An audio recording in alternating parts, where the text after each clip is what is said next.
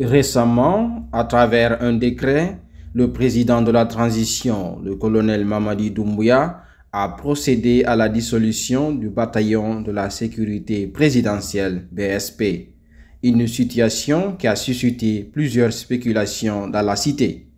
Ainsi, lors de son intervention sur le plateau de la télévision nationale, ce jeudi, le général Sadiba Coulibaly est largement revenu sur ce sujet brûlant qui a fait couler beaucoup d'encre et de salive.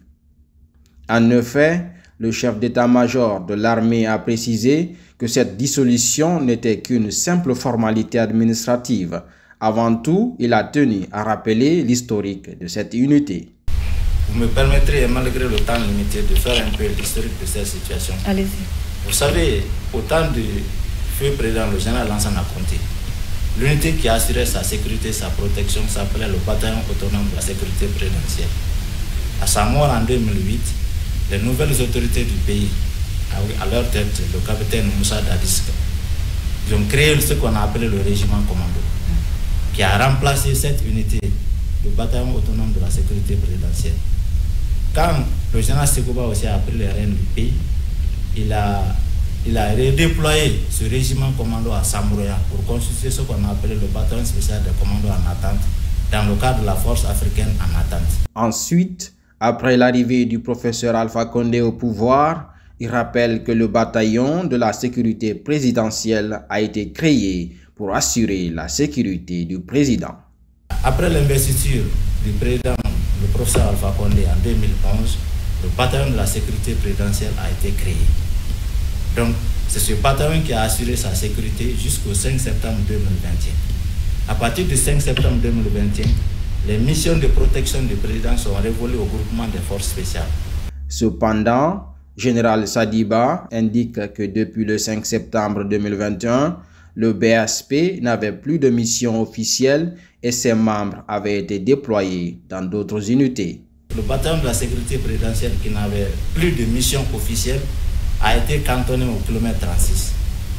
Vous vous souviendrez que pour l'ouverture des frontières avec les pays voisins, il y a eu une évaluation au cas par cas des risques que nous encourions en ouvrant les frontières. À l'issue de ça, l'une des recommandations phares a été le fait qu'il faut renforcer le volume de force.